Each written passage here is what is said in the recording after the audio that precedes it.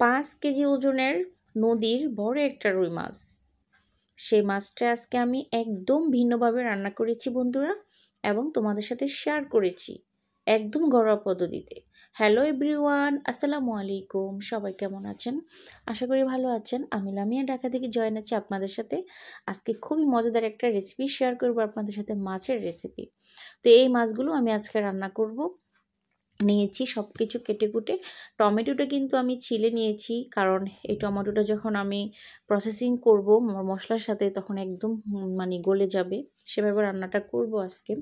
তো বন্ধুরা, তোমরা ভিডিওটি একটু স্কিপ করো না প্লিজ। ছোট্ট একটা ভিডিও, কুকিং ব্লগ, ছোট্ট একটা। তোমরা অবশ্যই ফুল দেখে দিবে ভিডিওটা। টেনে টেনে ভিডিও দেখলে কি ভালো লাগে বলো বন্ধুরা? আর যারা বুঝে না তারা কিন্তু এমন করে, কি করে জানো? তারা হচ্ছে ভিডিও 5 সেকেন্ড 10 সেকেন্ড দেখে একটা কমেন্ট করে বলে যে আপু ফুল ওয়াচ, লাইক ডান, খুব সুন্দর হয়েছে। মূলত কিন্তু তারা ভিডিও দেখে না। যারা হচ্ছে ভিডিও দেখে তারা পুরোটাই দেখে, আর যারা ভিডিও না দেখে এই ধরনের কমেন্টগুলো করে তারা জানে না তাদের নিজের চ্যানেলেরই তারা কত বড় ক্ষতি করছে। তারা ভাবতেছে যে আমি যে তাকে ধোকা দিয়েছি এই কমেন্টগুলো করে ভিডিও না দেখে, এটা তো সে দেখেও না, জানেও না। কিন্তু ইউটিউব অ্যালগোরিদম কিন্তু ঠিকই জানে যে সে এই ধরনের ধোকাগুলো মানুষকে দিচ্ছে। তো এমন করতে করতে তার নিজের চ্যানেলের রিচগুলো কমতে থাকে এবং তার ভিডিওর ভিউজ ডাউন হতে থাকে। এটা কিন্তু যারা জানে না তারা ভুল করে। আমি ইনশাল্লাহ যার ভিডিওই দেখি, যার ভিডিওতেই ঢুকি না কেন, আমি জানি ভিডিও না দেখে মিথ্যে কমেন্ট করে এগুলো নিজের চ্যানেলের জন্য ক্ষতি।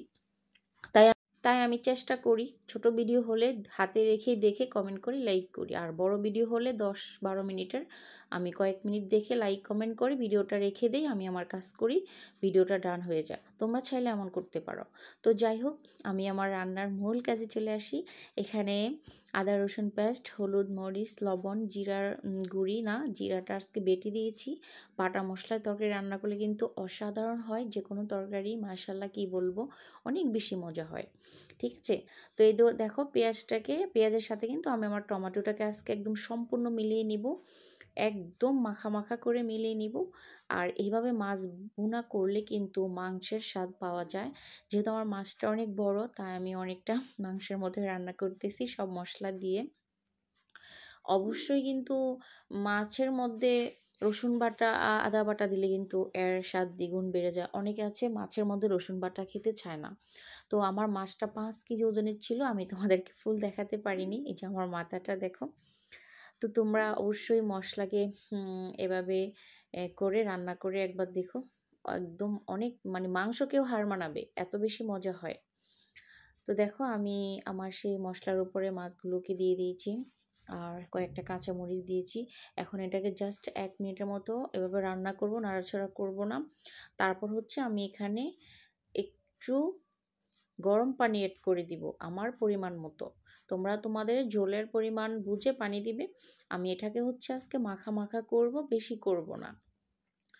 এই পর্যায়ে হচ্ছে একটু নেড়েচেড়ে ঢাকনা দিয়ে রান্না করার পালা। তো বন্ধুরা, আমি ভিডিওর শুরুতে যে কথাগুলো বলেছি তোমরা এরকম কেউ করবে না।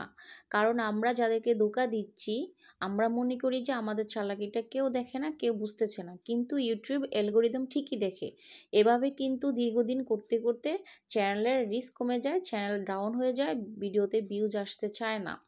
ঠিক আছে? এখন অনেকেই বলবে যে আপু তুমি তো এমন করো না, তাহলে তোমার ভিডিওতে কেন ভিউজ নেই? আসলে আমার চ্যানেলের বয়স হচ্ছে 3 সপ্তাহ।